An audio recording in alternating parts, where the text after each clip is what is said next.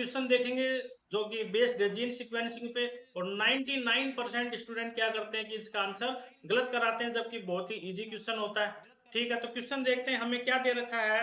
उसने हमें दे रखा है कि जीन के बीच में परसेंट क्रॉसिंग ओवर दे रखा है। ठीक है, परसेंटेज क्रॉसिंग ओवर से हमें पहले तो उन जीन के बीच में डिस्टेंस को पता करना पड़ेगा, क्योंकि अगर हमें डिस्टेंस पता तभी हम जीन को एक क्रोमोसोम पे अरेंज कर सकते हैं।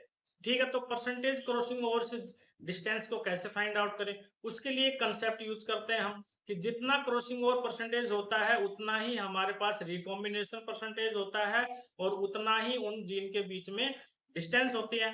ठीक है, मान लो 1% crossing over is equal to 1% recombination is equal to 1 map unit. ठीक है बच्चों, तो हमें दे क्या रखा है इस क्वेश्चन में, तो हमें दे रखा उन जीन के बीच में परसेंट क्रॉसिंग ओवर। तो सबसे पहले हम देखते हैं जीन ए और डी के बीच में जो हमें परसेंटेज क्रॉसिंग ओवर दे रखा है, वो दे रखा हमारे पास 10। ठीक है, तो मान लो ए और डी जीन के बीच में डिस्टेंस भी सबसे ज्यादा होगी, तो इन जीन के बीच में डिस्टेंस होगी 10 सेंटीमोर्गन। इसके बाद हम नेक्स्ट जीन देखेंगे जो इनसे रिलेटेड है, तो वो अपने पास आता है सी एंड डी। तो अगर डी इस एंड पे बैठा है तो सी को हम बिठाएंगे यहाँ पे, इनके बीच में डिस्टेंस हो जाएगी 7 सेंटीमोर्गन। ठीक है, तो ए और सी के बीच में कितना बच गया, ऑब्वियस सी बात है 3 सेंटीमोर्गन बच जाएगा। ठीक है, इसके बाद हम बात करेंगे जीन ए और बी के बीच में जो हमें क्रॉसिंग ओवर परसेंटेज दे रखा है, वो दे रखा है 5। ठीक है, अगर ए यहाँ बैठा है, ए और सी के बीच में 3 है, तो बी को हम यहाँ पे बिठाएंगे, तो हो गई 5। तो बच्चे इसका आंसर क्या करके आ जाएंगे, ए सी बी डी।